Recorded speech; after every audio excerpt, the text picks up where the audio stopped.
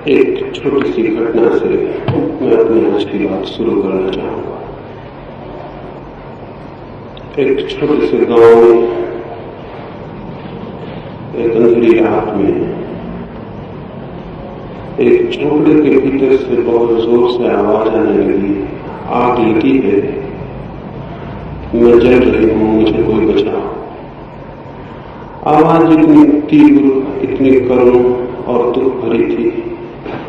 सोए हुए पड़ोसी जाग गए और हाथों में बाल्टियां लेकर पानी भर के उस झोपड़े की तरफ भागे।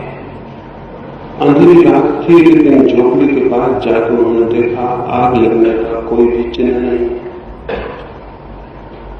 छोटी सी झोपड़ी है, भीतर से जोर से आवाजें आती हैं, आग लग गई है, लेकिन कोई आग लगने का चिन्ह नहीं। उन्होंने दरवाजे तकाए, वो दरवाजे भी खुले हुए थे। वो बहुत गरीब स्त्री की झोपड़ी थी, उस पर ताले और द्वार लगाने की भी कोई बात नहीं थी। भीतर एक औरत जोर से रो रही थी और छाती पीट रही थी। वे सारे लोग परेशान हुए। उन्होंने कहा, आग कहाँ है, हम जरूर उसे बुझाएं। लेकिन वो स्त्री जो रोती थी हंसने लगी और उसने कहा, आग बाहर होती तो तुम जरूर बुझा देते, लेकिन आग मेरे भीतर लगी और उसे मेरे सिवाय कोई दूसरा नहीं बुझा सकेगा। इसलिए तुम वापस लौट जाओ और अच्छा हो तुम भी अपने घर जाकर देखो कि वहां भी तो भीतर आग नहीं लगी।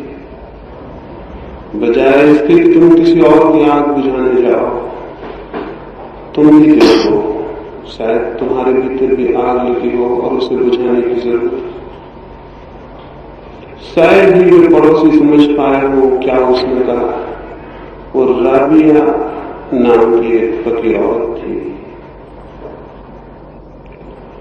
करीब करीब मनुष्य के भीतर सदा से एक आग लगी हुई है। उसे बुझाने के सब भांति के उपाय चलते हैं। अब तक जाति के भांति तो मनुष्य की उस आग को बुझाने में कोई सफलता नहीं मिली। कुछ थोड़े से लोगों ने बुझा ली होगी, लेकिन पूरी मनुष्यता अब भी भीतर एक आग से परेशान और पीड़ित है। जैसे उस रात उस बूढ़ी औरत की आग को बुझाने के लिए लोग बाल्टियां लेकर दौड़े। करीब करीब उस आग को बुझाने के लिए अब तक जो प्रयास हुआ है वो भी ऐसा ही है। आग भीतर है, बुझाने की कोशिश बाहर है। इस बुझाने की, बाहर की बुझाने की कोशिश से विज्ञान का जन्म हुआ। आग भीतर है, मनुष्य की पीड़ा भीतर है, उसका दुख, उसकी चिंता और संताप भीतर है, और बाहर से उसे बुझाने के जो उपाय चल रहे हैं उनसे विज्ञान निरंतर विकसित हुआ, खड़ा हुआ। विज्ञान तो खड़ा हो गया। इधर सैकड़ों वर्षों के मनुष्य के श्रम ने विज्ञान की बड़ी उन्नति के शिखर स्पष्ट कर लिए, जीत लिए, लेकिन आग जहां थी वही है। शायद आज उसकी पीड़ा और भी गहरी हो गई है। इसलिए पीड़ा और गहरी हो गई है कि हमारी जो आशा और आकांक्षा थी कि शायद बाहर के जगत में हमारी खोज, हमारा ज्ञान, हमारी समृद्धि उस आग को बुझा देगी, अब वो भी निष्फल हो गई है, वो आशा भी टूट गई है।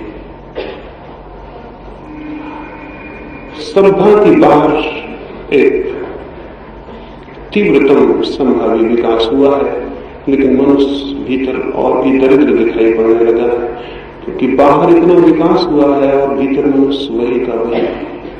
और इस दरिद्रता के बड़े घातक परिणाम आने शुरू हुए। पिछले थोड़े से ही वर्षों में 2 महायुद्ध हुए और 2 महायुद्धों में कोई 10 करोड़ लोगों की हमने हत्या की। 10 करोड़ छोटी संख्या नहीं है। एक भी परिजन मर जाता है तो हम जानते हैं क्या होता है। 10 करोड़ लोगों की हत्या, और फिर तो उसके बाद जो तैयारी चली है उसमें शायद हम पूरी मनुष्य जाति को भी समाप्त कर दें, ये भी हो सकता है। मरने के कुछ ही दिन पहले आइंस्टीन को किसी ने पूछा था कि तीसरे महायुद्ध में किन अस्त्र शस्त्रों का प्रयोग होगा। आइंस्टीन ने कहा कि तीसरे के बाबत तो मैं कुछ भी नहीं कह सकता, लेकिन चौथे के बाबत निश्चित है। उसने पूछा, वो हैरान हुआ। उसने कहा कि तीसरे के बाबत कहने में असमर्थ है तो चौथे के बाबत कैसे कहेंगे। आइंस्टीन ने कहा, दो बातें तय हैं। पहली बात तो ये कि चौथा महायुद्ध जहां तक होगा ही नहीं। उस आदमी ने पूछा कि क्या ये हो जाएगा कि मनुष्य लड़ना छोड़ देगा। आइंस्टीन ने कहा, नहीं, मनुष्य के बचने की तीसरे युद्ध के बाद कोई संभावना नहीं। चौथा महायुद्ध इसलिए नहीं होगा कि मनुष्य ही नहीं होगा, और अगर हुआ भी कभी चौथा महायुद्ध कभी, तो तीसरे और चौथे महायुद्ध में हजारों वर्षों का फासला होगा। और जो चौथे महायुद्ध में अस्त्र शस्त्र प्रयोग होंगे वे वही होंगे जो पहले महायुद्ध में प्रयोग हुए होंगे, पत्थर के, लकड़ी के औजार। ये डर और ये संभावना खड़ी हो गई है कि शायद पूरी मनुष्य जाति समाप्त हो जाए।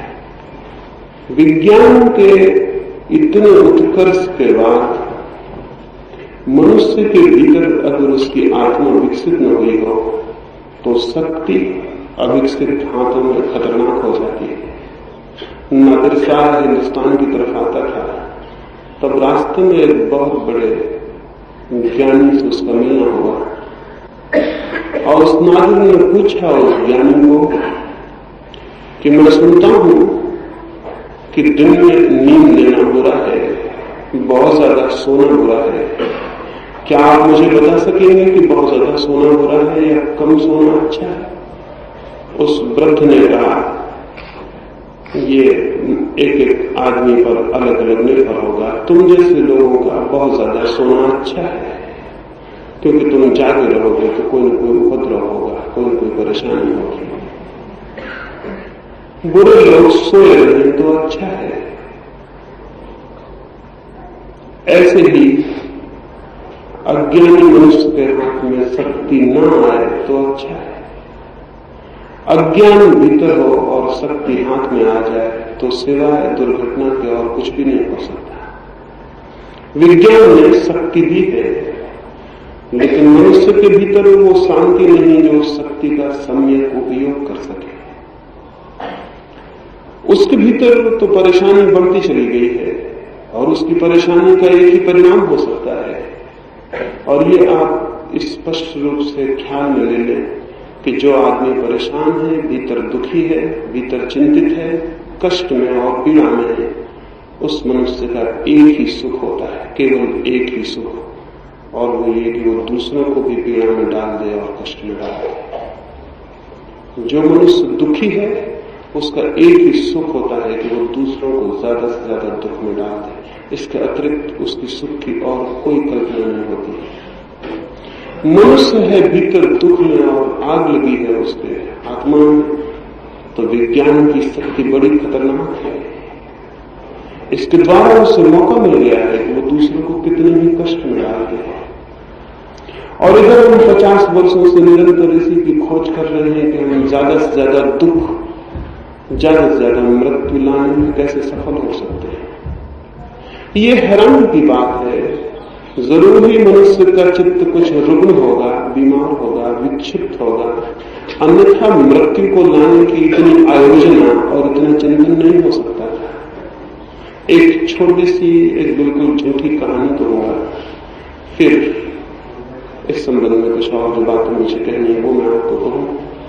कहानी मुझे बड़ी प्रीतिकर है, एकदम ही झूठी है, एकदम असत्य है, लेकिन मनुष्य के बाबत शायद उससे सच्ची और कोई बात आज नहीं हो सकती। मैंने सुना है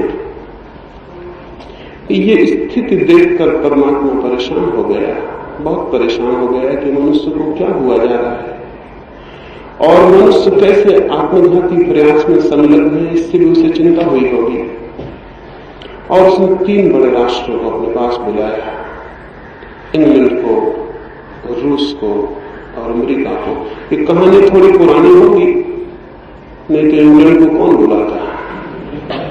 ये कहानी थोड़ी पुरानी है, उस वक्त इंग्लैंड में ताकत रही होगी, तब उसे बुलाया गया। और उन तीनों प्रतिनिधियों से कहा कि हम बहुत हैरान हैं, तुम्हारी सारी शक्ति मनुष्य की हत्या की ओर नियोजित हो गई है और डर है इस बात का कि तुम पूरी मनुष्य जाति को समाप्त कर दो, न केवल ये बल्कि हो सकता है पूरे प्राणी जगत को समाप्त कर दो।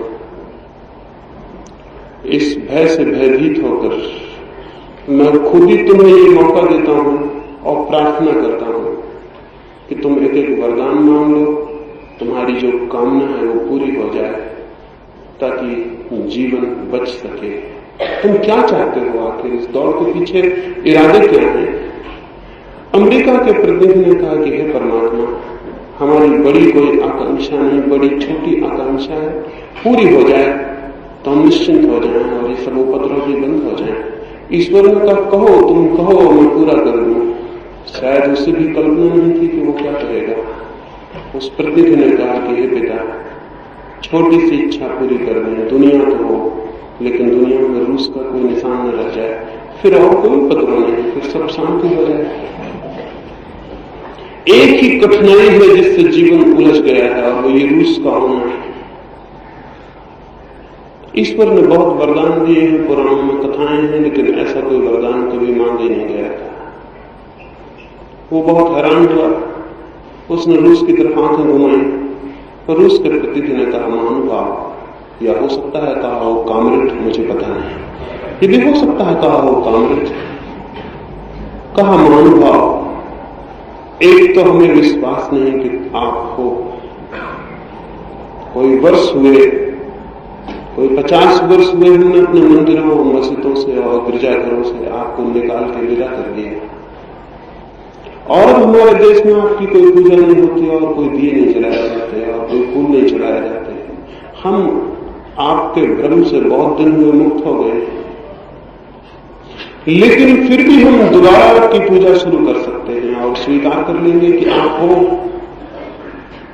और स्वीकार कर लेंगे आंख बंद करके जो भी आप कहोगे, लेकिन छोटी सी आकांक्षा हमारी पूरी हो जाए तो प्रमाण बन जाए आपके होने। हम नक्शा तो चाहते हैं लेकिन अमेरिका के लिए कोई रंग नहीं चाहते, उसमें दुनिया का नक्शा हो, अमेरिका के लिए कोई रंग न रह जाए। ईश्वर ने बहुत घबरा के ब्रिटेन की तरफ देखा। ब्रिटेन के प्रतिनिधि ने जो कहा वो मन में रख लेने जैसा है। उसने कहा कि हे परमपिता, हमारी अपनी कोई आकांक्षा नहीं, इन दोनों की आकांक्षाएं एक साथ पूरी हो जाए तो हमारी आकांक्षा पूरी हो जाए।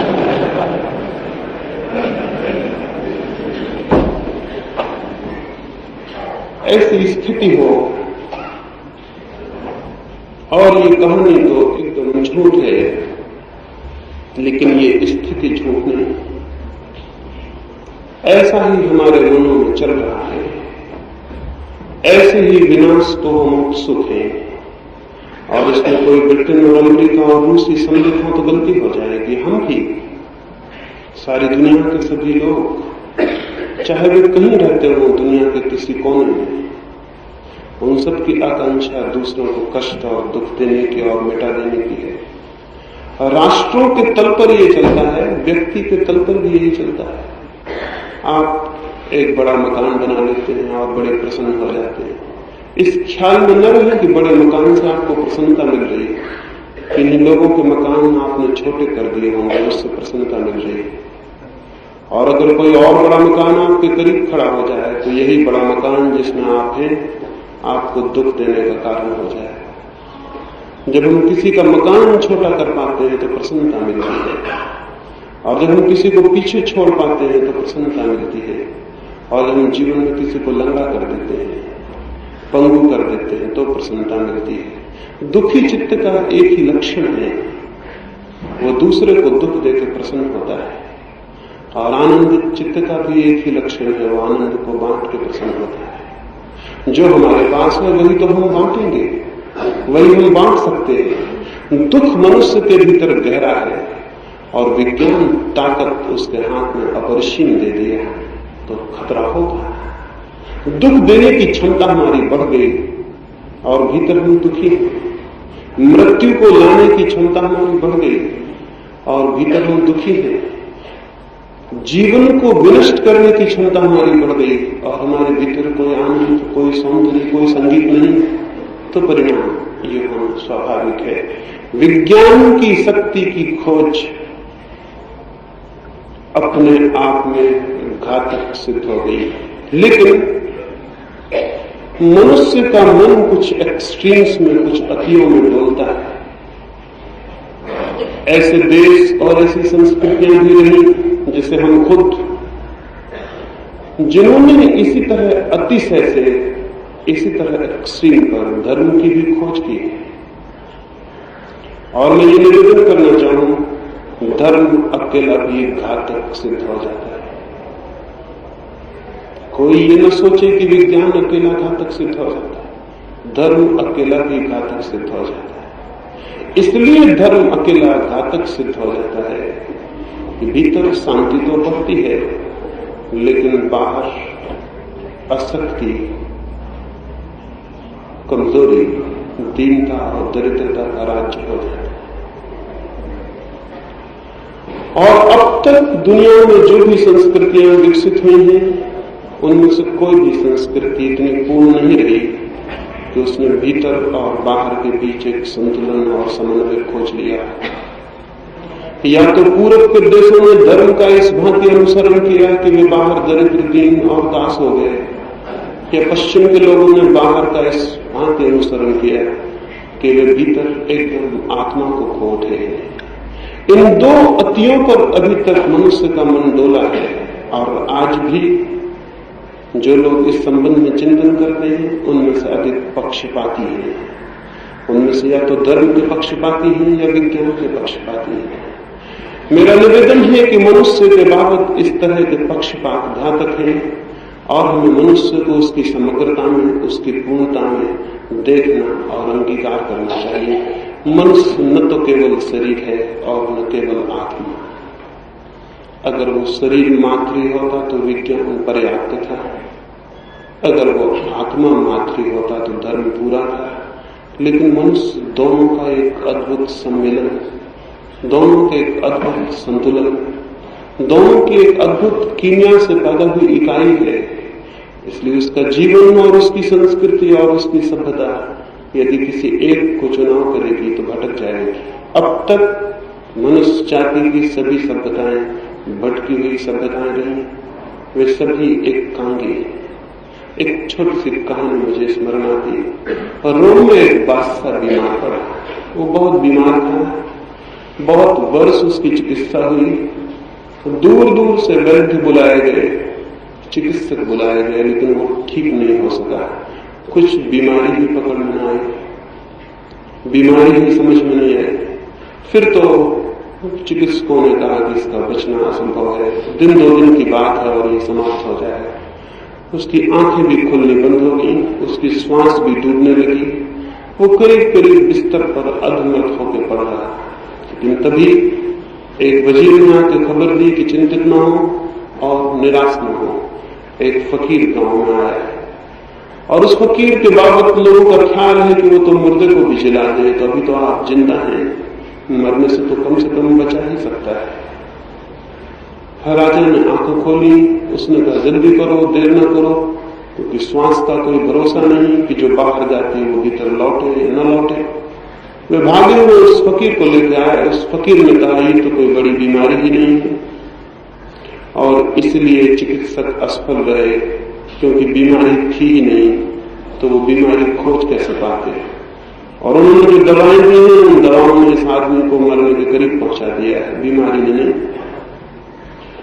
इसका तो बड़ा सीधा सा इलाज है। राजा जो कि महीनों से पड़ा था उठ के बैठ गया और उसने कहा कौन सा इलाज? उस फकीर ने कहा बड़ा सीधा और सरल, इस बड़ी राजधानी में जाओ और किसी ऐसे आदमी के वस्त्र ले आओ जो सुखी भी हो और समृद्ध भी, और उसके वस्त्र से पहना जाए, बस ये रात बीतते बीतते स्वस्थ हो जाए। वजीर नाच उठे खुशी से, महल के बुझे दिए जला दिए गए, महल में गीत और नाच होने लगे। तो बड़ी खुशी की बात थी, इलाज आसान था। वजीर भागे किसी ऐसे आदमी के वस्त्र लेने जो सुखी भी हो और समृद्ध भी। लेकिन जैसे जैसे जिन जिन भवनों में हो गए, हर भवन से लौटते वक्त उनकी निराशा बढ़ती गई। जिसके पास भी वो गए उसने कहा कि मैं अपने प्राण दे दूं राजा को बचाने के लिए, लेकिन मेरे वस्त्र कारगर नहीं होंगे। समृद्धि तो मेरे पास है, लेकिन सुख से मैं अपरिचित हूं। धन मेरे पास है, भवन, बड़ी शक्ति, लेकिन बड़े पद, लेकिन सुख मैंने अभी जाना नहीं, अभी कामना करता हूं, सपने देखता हूं, उसे पाया नहीं। हर भवन से लौटते वक्त वे निराश होते गए। धीरे धीरे सांझ हो गई, सूरज ढलने लगा और वे वजीर इकट्ठे हुए और उन्होंने कहा कि राजा का बचाना तो मुश्किल मालूम पड़ता है, हम तो भ्रम में थे। उनके साथ जो नौकर दौड़ रहा था दिन भर, उसने कहा ये तो मैं उसी वक्त समझ गया था कि ये नहीं हो सकेगा, क्योंकि जब राजा के वजीर ही किसी और के कपड़े लेने जा रहे थे तभी मुझे शक हो गया, क्योंकि अगर ये होने वाला होता तो राजा के वजीर ही अपने कपड़े दे देते। तुम जब दूसरों से कपड़े मांगने गए तभी मुझे शक हो गया था कि ये इलाज होगा नहीं, राजा मरे, किस मुंह से राजा के पास जाए। तो सोचा अंधेरा हो जाए, सूरज ढल जाए तो चले। सूरज ढले, वे राजमहल की तरफ चले। राजमहल के पीछे ही नदी बहती थी और वहीं उन्होंने बांसुरी की आवाज सुनी। दूर नदी के उस पार कोई पत्थर पर बैठ के बांसुरी बजाता था। उसके स्वर में कुछ ऐसा जादू, कुछ ऐसा आनंद था, कुछ ऐसे सुख की गंध थी। उन्होंने सोचा अंतिम प्रयास और करें, हो सकता है यह आदमी सुखी हो। इसके स्वर इतने आनंद से भरे हैं, इतने प्रेम से, इतनी खुशी से। वे गए और अंधेरे में जाकर उस आदमी के हाथ जोड़ के खड़े हो गए। उन्होंने कहा हमारा सम्राट मृत्यु के करीब है और हमें ऐसे आदमी की खोज में है जो सुखी हो, उसके वस्त्रों से हमारा राजा ठीक हो जाए, क्या तुम अपने वस्त्र देने की कृपा करोगे? वो आदमी हंसने लगा। उसने कहा सुखी तो मैं हूं, लेकिन अंधेरे में आपको दिखाई नहीं पड़ रहा, मैं नग्न बैठा हूं, मेरे पास वस्त्र नहीं है। फिर वो राजा मर गया, क्योंकि कुछ लोग मिले जो समृद्ध थे लेकिन सुखी नहीं थे, और एक आदमी मिला जो सुखी था लेकिन समृद्ध नहीं था, और वो राजा मर गया। और मनुष्य भी इसी तरह की बीमारी से पीड़ित है और करीब करीब मरने के करीब खड़ा है, और अभी तक कोई ऐसे वस्त्र नहीं मिल पा रहे हैं जो सुखी और समृद्धि दोनों को अपने भीतर समेटते हो। या तो आंतरिक शांति की खोज होती है, तब बाहर सब दरिद्र और दीनहीन हो जाता है, जैसा इस देश में हुआ, पूर्व के और देशों में हुआ। और या फिर समृद्धि की खोज होती है और सुख क्षीण हो जाता है, सुख के सब तंत्र टूट जाते हैं। ये इसलिए हुआ है कि हमने बाहर और भीतर को विरोध की तरह देखा। ये इसलिए हुआ है कि हमने शरीर और आत्मा को शत्रु की तरह देखा। ये इसलिए हुआ है कि हमने सुख की खोज को एक अखंड खोज नहीं जाना, और मनुष्य के जीवन की खोज को हमने खंड खंड टुकड़ों में करके देखा। हमने मनुष्य की अखंड और पूरी इकाई को आज तक स्वीकार नहीं किया है। जो लोग मनुष्य को शरीर मान के स्वीकार करते हैं वे उसकी आत्मा को इनकार कर देते हैं, और जो लोग उसकी आत्मा की बातें करते हैं वे शरीर के जाने अनजाने शत्रु हो जाते हैं। एक ऐसी संस्कृति चाहिए जो मनुष्य के अंतर और बाह्य के बीच सेतु बने, उन दोनों को जोड़ सके। वस्तुतः वे दोनों जुड़े हैं। तो न तो कोई धार्मिक संस्कृति चाहिए, क्योंकि वो भी एक पक्ष है और एक अति, और न कोई एक वैज्ञानिक संस्कृति चाहिए, क्योंकि वो भी एक दूसरी अति पर भूल है।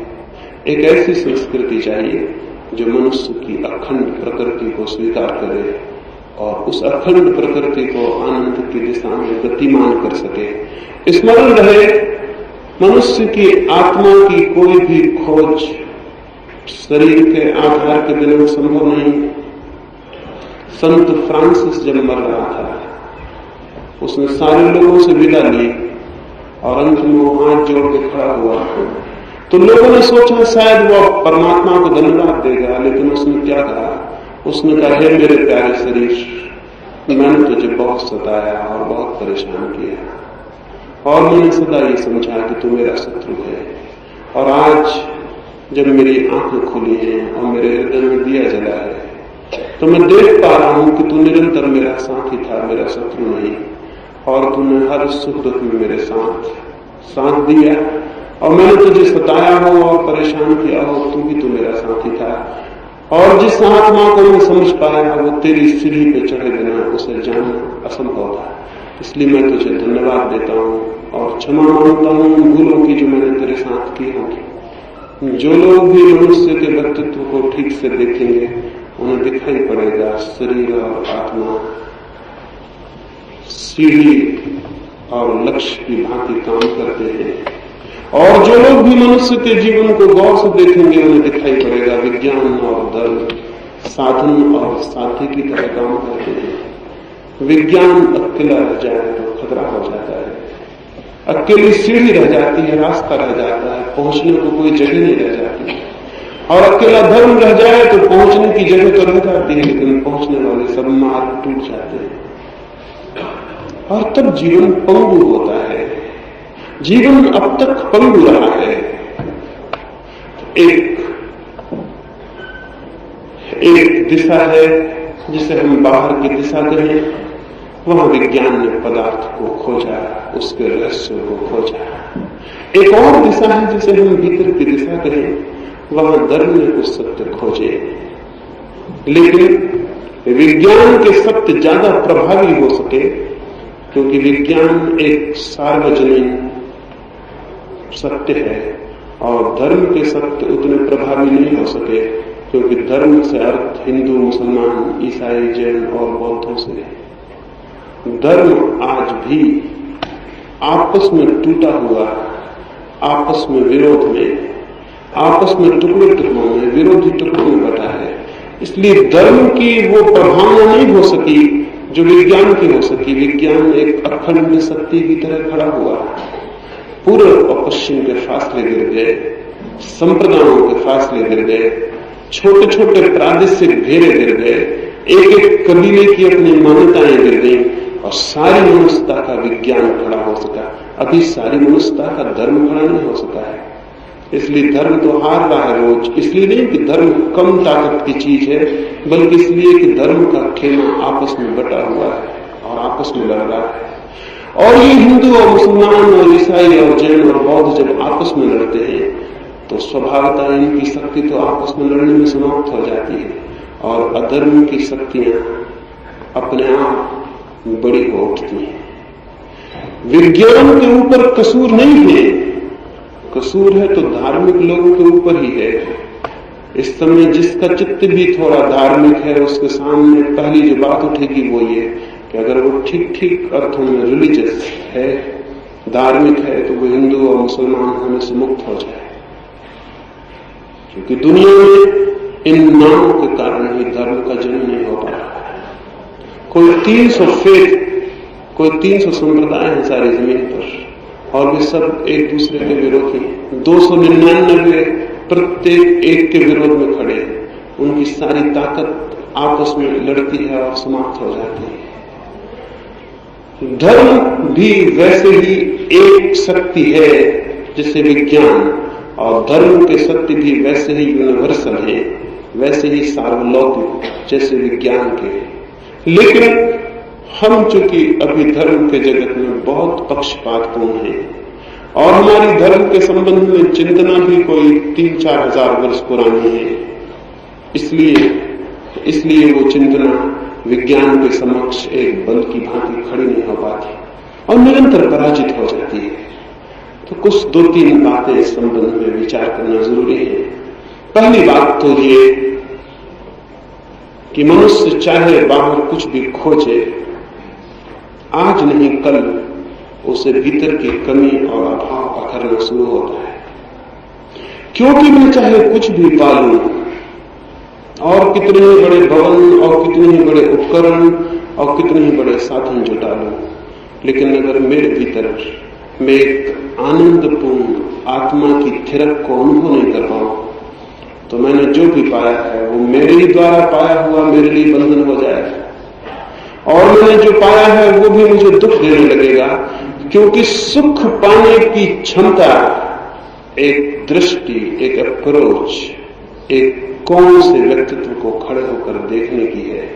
जब हम एक खास जगह से भीतर जीवन के चीजों को देखते हैं तो वे आनंददायी हो जाती हैं। और अगर भीतर से हमारा कोई आनंद के बिंदु पर खड़े होकर देखने की क्षमता और पात्रता न हो तो जीवन दुखदायी हो जाता है। एक सुबह एक आदमी ने एक गांव के बाहर बैठे हुए वृद्ध से आकर पूछा अपनी गाड़ी को रोककर कि इस गांव के लोग कैसे हैं, मैं यहां निवास करना चाहता हूं। उस बूढ़े आदमी ने कहा, इसके पहले कि मैं बताऊं इस गांव के लोग कैसे हैं, क्या तुम कृपा करोगे कि उस गांव के लोग कैसे थे जिसको तुम छोड़ के आ रहे हो। उस आदमी ने कहा, उन लोगों का नाम ही लेते मेरी आंखों में आग जलने लगती है, मेरे हृदय में क्रोध की ज्वालाएं उठाती है। उन जैसे दुष्ट लोग तो जमीन पर खोजने असंभव। उस बूढ़े ने कहा, मित्र इसलिए मैंने पूछा, इस गांव के लोग तो और भी बुरे हैं, मैं तो कोई 70 वर्ष से इनके बीच हूं, तुम कोई और गांव खोज लो, जिस गांव को तुम छोड़ के आ रहे हो उस गांव से भी बुरे लोग तुम यहां पाओगे। तो आदमी चला गया और वो जा भी नहीं पाया था। उसी के पीछे एक और बैलगाड़ी आकर रुकी, कोई और यात्री, और उसने भी वही पूछा उस बूढ़े से, इस गांव के लोग कैसे हैं, हम यहाँ रुकना चाहते हैं, यहीं बस जाना चाहते हैं। उस बूढ़े ने कहा, पहले मुझे ये बताओ कि जिस गांव से तुम आते हो वहां के लोग कैसे। उस आदमी की आंखें खुशी से भर गई और आंखों में खुशी के आंसू आ गए और उसने कहा कि उन लोगों की याद भी हृदय को बड़ी स्मृति से भर देती है। उतने भले लोग पृथ्वी पर कहीं खोजने कठिन। दुख तो दुर्भाग्य तो यही है कि कुछ मजबूरियों में मुझे उस गांव को छोड़ना पड़ा, लेकिन यही आशा लेके आया हूं कि आज नहीं कल फिर उसी गांव में जाकर बस जाऊंगा। उतने प्यारे लोग खोजने कठिन। उस बूढ़े ने कहा, आओ तुम्हारा स्वागत है, मैं 70 वर्ष से इस गांव में रहता हूं, इस गांव के लोग तुम उस गांव से भी अच्छे पाओगे। जीवन को देखने की एक दृष्टि यदि आनंदपूर्ण हो तो बाहर सब आनंदपूर्ण हो जाता है, और जीवन की देखने की दृष्टि यदि दुख और अंधेरे से भरी हो तो बाहर सब अंधकार हो जाता है। विज्ञान बाहर की दुनिया को बना रहा है, जरूर बनाया जाना चाहिए। बाहर की दुनिया जैसी मिली है उसे वैसा ही केवल वे स्वीकार कर सकते हैं जो हर अर्थों में काहिल, सुस्त और जिनके जीवन में कुछ भी करने की कोई उमंग, कोई जीवन को बदलने की आकांक्षा नहीं है।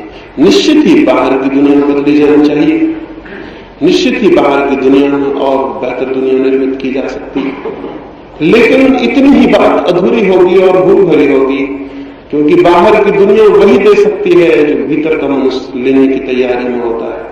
और अगर भीतर का मनुष्य गलत है तो बाहर की ठीक दुनिया भी नरक बन जाएगी। प्रश्न बिल्कुल ये नहीं है कि बाहर की दुनिया कैसी है, बहुत गहरे में प्रश्न यही है कि भीतर का मनुष्य कैसा है। भीतर अगर हमारे चीजों को देखने के दृष्टिकोण दुखपूर्ण है तो बाहर की दुनिया दुखपूर्ण हो जाएगी। और अब तक दुनिया के तथाकथित धर्मों में अगर हम ठीक से देखें तो बाहर की दुनिया के दुख को अपने समर्थन में एक उपकरण बना लिया है। वो ये कहते हैं कि दुनिया दुख से भरी है, जन्म मरण दुख से भरा है, इसलिए तुम एक ऐसे मोक्ष की खोज करो जहां सब आनंद ही आनंद हो। ये झूठी और नासमझी की बात है।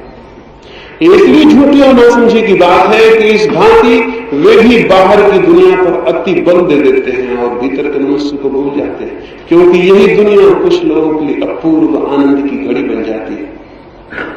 तो सवाल ये बहुत बड़ा नहीं है कि इसको छोड़ के कोई कहीं भाग जाए, सवाल बहुत बड़ा यही है कि वो इसके बीच अपने को कैसे परिवर्तित कर ले कि जिसे हम दुख और नरक की भांति जानते हैं वो आनंद और मोक्ष की भांति बन जाए।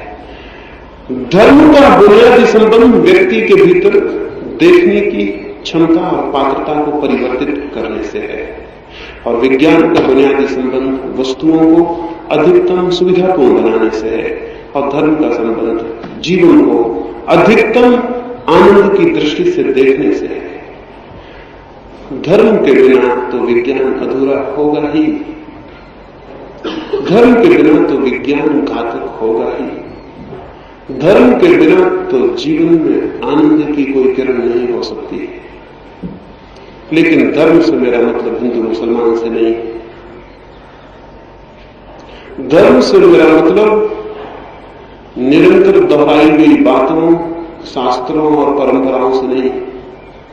धर्म से मेरा मतलब है जीवन को आनंदपूर्ण ढंग से जीने के उपाय से। जो व्यक्ति भी, चाहे वो एक कवि हो और गीत गाता हो, और चाहे एक मूर्तिकार हो और मूर्ति बनाता हो, और चाहे एक वैज्ञानिक हो और खोज करता हो, चाहे एक अध्यापक हो, चाहे एक दुकानदार हो, चाहे एक चमार हो और जूते बनाता हो, जो व्यक्ति भी अपने जीवन की समग्रता को आनंद की दृष्टि से देखने में सफल हो जाता है, उसे मैं धार्मिक मनुष्य कहता हूं। जो व्यक्ति भी अपने जीवन को आनंद के बिंदु से देखने में समर्थ हो जाता है, उसे मैं धार्मिक व्यक्ति कहता हूं। जो व्यक्ति भी हर घड़ी और हर स्थान पर मोक्ष में रहने में समर्थ हो जाता है, उसे मैं धार्मिक व्यक्ति कहता हूं।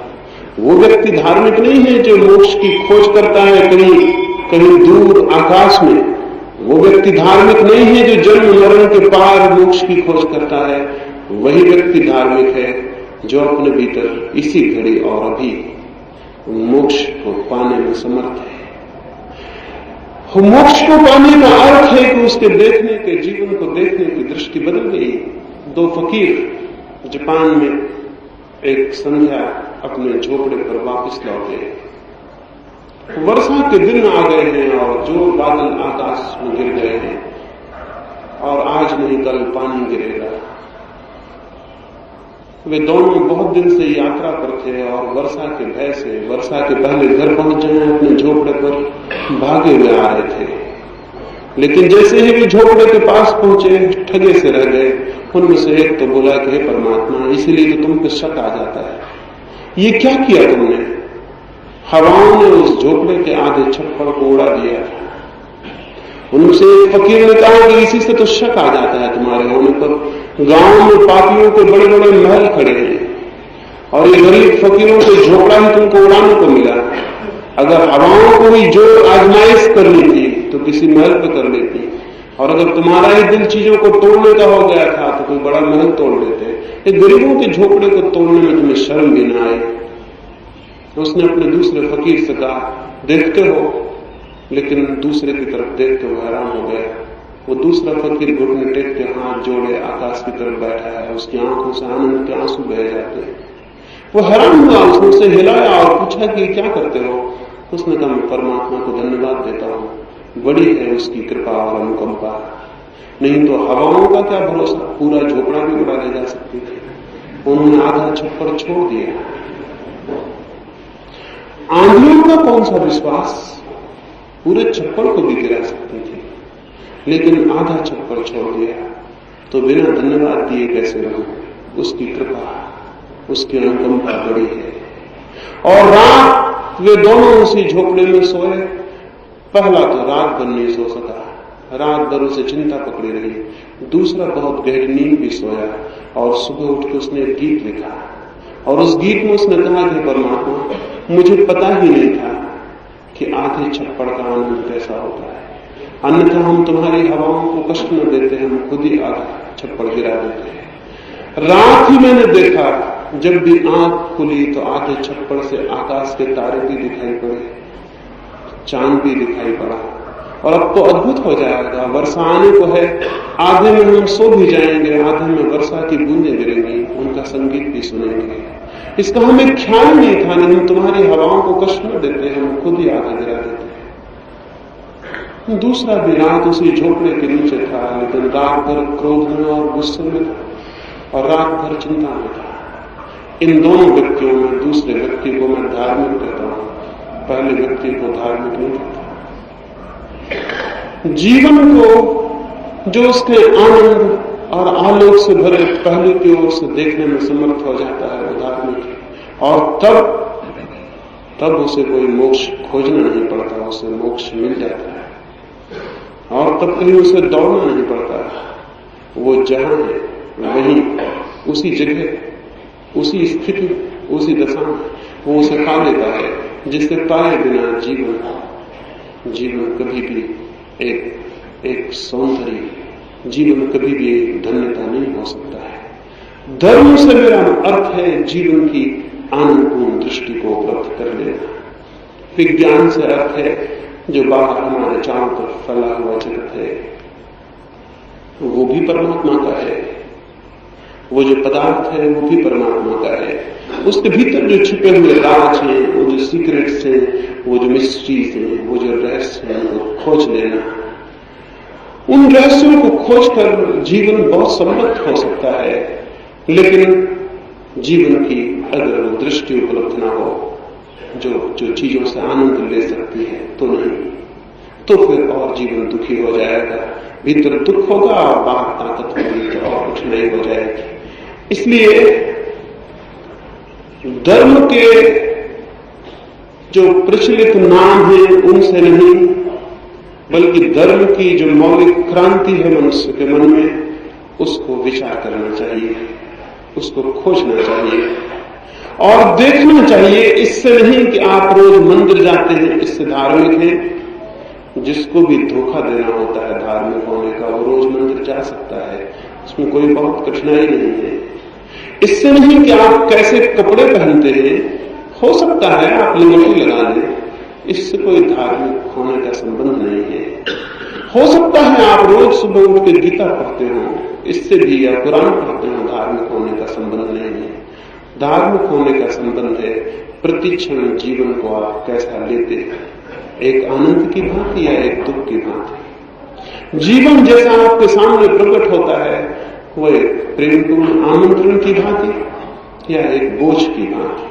और अब तक जो तथाकथित धार्मिक है उसने जीवन को बोझ के ढंग से लिया है। वो कहता है कि जन्म मृत्यु से छुटकारा चाहिए। रविन्द्रनाथ ने मरते वक्त अपने एक मित्र को कहा, एक ही प्रार्थना और करनी है परमात्मा से कि अगर तू मुझे इस योग्य समझे कि मुझे फिर जीवन मिले तो मुझे फिर जीवन देना, क्योंकि मैं धन हुआ तेरे जीवन को पाकर और मैंने वो सब जाना जो प्रेमपूर्ण था और जो आनंदपूर्ण था। और अगर मैं न जान सका हूं तो उसमें भूल मेरी रही होगी, तेरी कोई भूल नहीं थी। जीवन को जो इतनी आनंद से लेगा वही धार्मिक है। लेकिन हम तो जानते हैं उन लोगों को जो चेहरे उतार के जीवन को लेते हैं, उनको हम धार्मिक कहते हैं। उदास और गंभीर नहीं, वे रुग्ण हैं। उदास और गंभीर व्यक्ति रुग्ण है। आनंदित और प्रफुल्लित और जिसके प्राण किसी गीत से गूंज रहे हों और किसी संगीत से। चीन में 3 फकीर हुए, उनका नाम ही 3 लाफिंग सेंट्स हो गया। 3 हंसते हुए फकीर। वे जिस गांव में गए उस गांव में उन्होंने कोई उपदेश नहीं दिया। उस गांव के चौरस्तों पर खड़े होकर बस वे हंसने लगे और तीनों इतने जोर से हंसते और उनकी हंसी ऐसी मुक्त और ऐसी आनंदपूर्ण कि सारे गांव में धीरे धीरे हंसी की लहर फैल जाती। और जितने दिन तक वे उस गांव में रहते, उस गांव में लोग हंसते ही रहते और उस हंसी में वे कुछ जान पाते। जीवन को जो गंभीरता से लेता है वो जान नहीं पाता। जीवन को तो बच्चों जैसी सरलता से और आनंद से लेता है वही जान पाता है। उनमें से एक फकीर मरा तो गांव के लोगों ने कहा कि अब तो निश्चित ही उसके 2 साथी उदास हो जाएंगे और दुखी हो जाएंगे। लेकिन वे 2 साथी सुबह ही नाचते हुए गांव में निकले।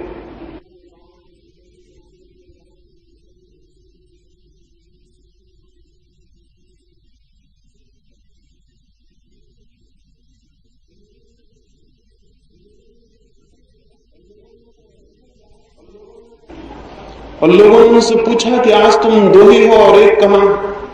तो उन्होंने कहा वो एक तो बहुत धन्यभागी है, वो हमसे पहले बड़ी यात्रा पर निकल गया और अब हम उसको नाच के और गीत गा के विदा देने की तैयारी कर रहे हैं, क्योंकि जिसके साथ इतने आनंद के क्षण बिताए उसे उदास और आंसू भरी आंखों से विदा देना मित्रता के प्रति घात होगा। अब हम नाच के और गीत गा के तैयारी कर रहे हैं और हंस के कि हम उसे हंसते हुए विदा दे सकें।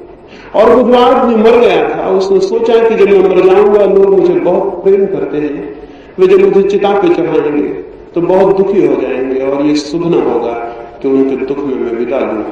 तो उसने अपने साथियों से कहा कि तुम मेरे वस्त्र मत उतारना, मैं जिन वस्त्रों में मरूं उन्हीं वस्त्रों में मुझे चिता पर चढ़ा देना। अंतिम उसकी इच्छा थी तो वैसा ही किया गया। गांव भर उदास था। वे दो मित्र तो नाचते हुए गीत गाते हुए मरने तक गए, लेकिन गांव भर उदास था। लेकिन फिर जैसे ही उसकी लाश चिता पर रखी गई, धीरे धीरे हंसी फैलने लगी और उस कब्र के, उस चिता के आसपास इकट्ठे लोग हंसने लगे और नाचने लगे। क्या हुआ? उस मरते हुए फकीर ने अपने कपड़ों में फुलझड़ी और पटाखे छिपा रखे थे, वो फूटने लगे चिता पर और लोग हंसने लगे। और उन्होंने कहा कि वो मरते हुए भी हमें हंसा रहा है। धार्मिक व्यक्ति वो है जो आनंद से जीता है और आनंद से मरता है। और जो आदमी आनंद से जीने का रहस्य पा जाता है, मृत्यु भी उसे आनंद हो जाती है, क्योंकि मृत्यु उसे परमात्मा से मिलन का अर्थ ले लेती है। वो जीवन से विदाई नहीं होती, परम जीवन से मिलन हो जाता है। धार्मिक व्यक्ति में उसे कहता हूं जो प्रतिक्षण आनंद में जीने की खोज में हो। लेकिन इन सारे लोगों को मैं धार्मिक नहीं कहता। जो वस्त्र बदल लेते हैं, घर बदल लेते हैं, गांव छोड़ देते हैं, परिवार छोड़ देते हैं और किसी दूरगामी मोक्ष की पीड़ा को, किसी दूरगामी मोक्ष की कामना में पीड़ित और परेशान होते हैं, ये तो सब लोभी लोग हैं। इनकी तृप्ति, इनके लोभ की तृप्ति संसार से भी नहीं होती, तो ये मोक्ष चाहते हैं। ये तो अत्यंत कामी लोग हैं, इनकी तृप्ति संसार के क्षणभंगुर सुखों से नहीं होती, तो ये स्थायी सुख चाहते हैं। ये बिल्कुल ऐसा सुख चाहते हैं जो कभी खंडित ना हो, ऐसा मोक्ष चाहते हैं जो कभी मिटे नहीं। इनकी चूंकि जीवन की छोटी छोटी चीजों में कोई खुशी नहीं है, ये सिर्फ परमात्मा को पाना चाहते हैं, उसी को पाकर ये खुश हो सकेंगे।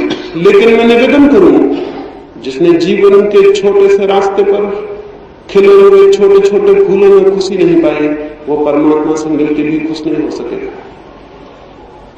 और जिस व्यक्ति ने जीवन के क्षुद्रतम प्रवाह में छोटी छोटी बूंदों में भी आनंद की पुलक नहीं देखी, वो अगर मोक्ष में भी पहुंच जाए तो आनंदित नहीं हो सकेगा, क्योंकि वो तो वही रहेगा जो था और उसके देखने की दृष्टि वही रहेगी, उसके देखने का कौन वही रहेगा, चीजों को समझने की वृत्ति वही रहेगी। उसे मोक्ष में बिठा देने पर भी वो मोक्ष से मुक्त होने की किसी साधना में लग जाए। जो मुक्त होने की ही कोशिश में लगा है, वो मोक्ष में भी मुक्त होने की कोशिश में लग जाएगा। धर्म का संबंध मुक्त होने से कम, जीवन को उसकी पूरी गहराई में जीने से ज्यादा है। इस मुक्ति की आकांक्षा ने जीवन को उसकी पूरी गहराई में जीने से हमें वंचित कर दिया है। और चूंकि धर्म के तल पर हमारा कोई जीवन नहीं है, फिर सीधा विज्ञान रह गया और शरीर का जीवन रह गया है।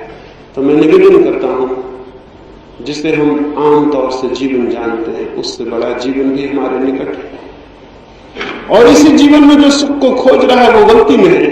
उसे थोड़ा भीतर अपने व्यक्तित्व को वैसे वैसी सृजनशीलता से गुजारना होगा जहां वो और बड़े आनंदों को देखने में समर्थ हो जाए। जहां पत्थर दिखाई पड़ रहा है वहां परमात्मा दिखाई पड़ सकता है, केवल देखने वाली आंखें चाहिए। और जहां कुछ भी नहीं दिखाई पड़ रहा वहां सब कुछ दिखाई पड़ सकता है, केवल देखने वाला हृदय चाहिए। और देखने वाला हृदय, जिस राबिया की मैंने बात कही, एक दिन उस राबिया को लोगों ने घर के बाहर देखा, वो कुछ खोज रही है। कोई राहगीर निकलता था, उसने पूछा क्या खोजती हो? उसने कहा मेरी सुई खो गई है, उसे मैं खोजती हूँ। राहगीर दयालु था, बूढ़ी औरत का साथ देने के लिए वो भी सुई खोजने लगा। और दो चार लोग निकले, वो भी साथ देने लगे। और तभी एक व्यक्ति ने खड़े होकर पूछा कि सुई है बहुत छोटी चीज, रास्ता है बहुत बड़ा, अंधेरा उतरता आ रहा है, तुम ठीक ठीक बताओ सुई कहाँ खोई, नहीं तो बहुत मुश्किल है खोज लेना। उस राबिया ने कहा ये न पूछो तो अच्छा, पहले भी जो लोग खोज रहे हैं उन्होंने भी नहीं पूछा, तुम भी क्यों पूछते हो? उसने कहा कि बड़ी गड़बड़ बात है। बाकी लोग भी रुक गए। उन्होंने कहा कि ये तो हमें ख्याल में भी नहीं आया कि हम पहले ये पूछें कि सुई खोई कहाँ। उस राबिया ने कहा सुई तो मेरी कोठरी के भीतर खोई है, लेकिन मैं हूं गरीब औरत, तो मेरे पास दिया जलाने का कोई उपाय नहीं। तो जब सुई मेरी गिर गई तो अंधकार होने लगा भीतर, तो मैं बाहर की झोपड़ी में दरवाजे पर दहलान में खोजने आ गई, वहां थोड़ी रोशनी थी सूरज की। फिर वो भी चली गई तो अब मैं सड़क पे खोज रही हूं, क्योंकि जहां रोशनी नहीं वहां खोजेंगे कैसे? उन लोगों ने कहा तुम बड़ी पागल औरत हो, और जब भी तुम करती हो कोई ना कोई पागलपन करती हो। ये क्या पागलपन है? अगर सुई भीतर खोई है तो रोशनी भीतर ले जानी पड़ेगी, बजाय इसके कि जहां रोशनी है वहां खोजा जाए। कितना ही खोजो, सुई नहीं पाई जा सकती। और राबिया खूब हंसने लगी और उसने कहा कि यही समझाने को मैंने सुई खोजने लगी, मेरी कोई सुई खोई भी नहीं है। मैं तो हर आदमी को देखती हूं वो बाहर खोज रहा है, और कोई ये नहीं पूछता कि जिसे हम बाहर खोज रहे हैं क्या वो बाहर खोया है? नहीं, लेकिन आंखों की रोशनी बाहर पड़ती, हाथ बाहर फैलते, कान बाहर सुनते, सब हमारी इंद्रियां बाहर की तरफ रोशनी फेंकती हैं, इसलिए बाहर खोजते हैं बिना इस बात को जाने कि उसे खोया कहां है। समझदार व्यक्ति वो होगा जो सबसे पहले ये पूछ ले कि मैंने खोया कहां है, मैंने क्या खोया है। और अगर इसका भी उत्तर न मिले तो भी यही उचित और विवेकपूर्ण होगा कि इसके पहले कि वो बड़ी पृथ्वी पर खोजने निकल जाए, वो कम से कम अपने भीतर पहले खोज ले। अगर वहां न पा सके तो फिर बाहर खोजने निकल जाए। लेकिन अनुभव यही है कि जिन्होंने भीतर खोजा उन्होंने पा लिया।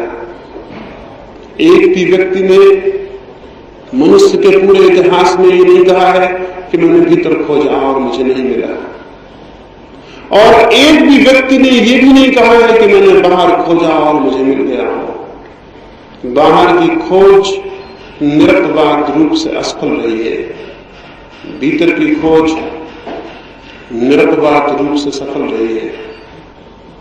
भीतर कौन है इसकी खोज में उतरना धर्म है, भीतर क्या है इसकी तरफ आंखें खोलना धर्म है। कैसे वो आंखें खुल सकती हैं उसकी मैं कल की चर्चा में आपसे बात करूंगा। अभी तो मैंने आपसे दो बातें कही। कैसे आंख खुल सकती है भीतर के सत्य के प्रति, कैसे वहां प्रकाश पहुंच सकता है, उसकी मैं कल आपसे बात करूं। एक बात अंत में जरूर आपसे कह दूं कि चाहे शास्त्र कुछ कहे, चाहे सदगुरु कुछ कहे, जब तक खुद की आंख न खुल जाए तब तक धर्म का कोई अनुभव नहीं होता। विज्ञान के साथ एक सुविधा है, विज्ञान एक ट्रेडिशन है, एक परंपरा है। विज्ञान वैयक्तिक अनुभव नहीं। बिजली जल रही है, हमें कुछ भी पता नहीं है कैसे चल रही है, लेकिन हम बटन दबाते हैं और जल जाती है। कोई जानता होगा, लेकिन हम सबको इस बात की जानने की जरूरत नहीं होती। विज्ञान प्रत्येक व्यक्ति को जानने की बात नहीं है, प्रत्येक व्यक्ति उपयोग कर सकता है। धर्म के साथ उल्टी बात है, धर्म को प्रत्येक व्यक्ति को जानना होता है तो ही उपयोग कर सकता है, अन्यथा उपयोग नहीं कर सकता। धर्म बिल्कुल निजी, बिल्कुल इंडिविजुअल, बिल्कुल वैयक्तिक अनुभव है। जैसे प्रेम का अनुभव है वैसे ही परमात्मा का अनुभव अत्यंत वैयक्तिक। किसी दूसरे के अनुभव से कुछ भी आंख नहीं खुलती और किसी दूसरे के अनुभव से कुछ भी पता नहीं चलता। एक अंधे आदमी के सामने हम प्रकाश की बातें करें, उसे कुछ भी पता नहीं चलता है, लेकिन आंख खुल जाए तो वो प्रकाश को जान लेता है।